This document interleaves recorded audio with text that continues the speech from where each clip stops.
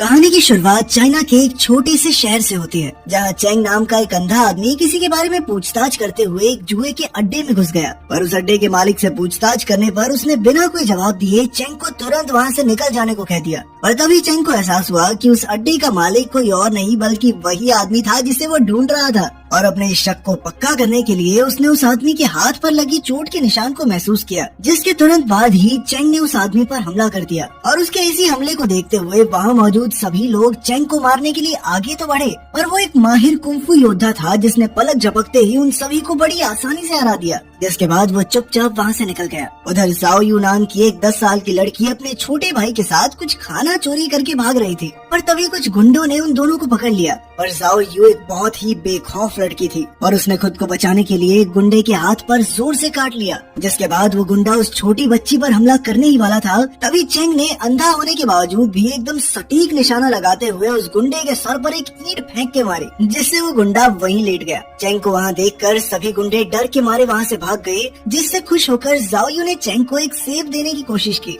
पर चेंग ने इसके लिए साफ इनकार कर दिया। उसी शाम जब जाओ यू कुछ खाना चोरी करने के लिए घर में घुसी, तो उस घर में मौजूद एक औरत ने उसे देख लिया, जिससे बचने की कोशिश में जाओ यू ने एक लकड़ी की मदद से उस औरत को डराने की कोशिश की। पर असल में वो औरत एक अच्छी इंसान थी, इसीलिए उसने जाओ यू को डांटने की बजाय और खाना दे दिया। पर तभी अचानक कुछ गुंडों ने उस घर पर हमला कर दिया। इन गुंडों के मालिक का नाम था जियो लैंग, जिसने कुछ ही दिन पहले अपनी बीवी का कत्ल किया था, जो कोई और नहीं बल्कि उस औरत की सगी बहन थी। और इसीलिए आज जियो लैंग सभी सबूत मिटाने के लिए उस घर में मौजूद सभी लोगों को जान से मारने वाला था। और थोड़ी ही देर में उसके आदमियों ने एक एक करके घर के सभी सदस्यों को मारना शुरू कर दिया। सबको खत्म करने के बाद जियो लैंग उस औरत की तरफ बढ़ा और उसके सामने शादी का प्रस्ताव रखा, लेकिन वो लड़की इसके लिए बिल्कुल नहीं मानी। मौका देखकर उसने जियो लैंग पर हमला करने की कोशिश भी की, लेकिन इस बात से गुस्सा होकर जियो लैंग ने उस औरत को जान से मार दिया। उधर जाओ यू कोने में छुप कर ये सब देख रही थी और मौका मिलते ही वो उस घर से भाग गई। पर तब तक नाव नाम के गुंडे की नजर उसके ऊपर पड़ गई और उसने उसका पीछा करना शुरू कर दिया।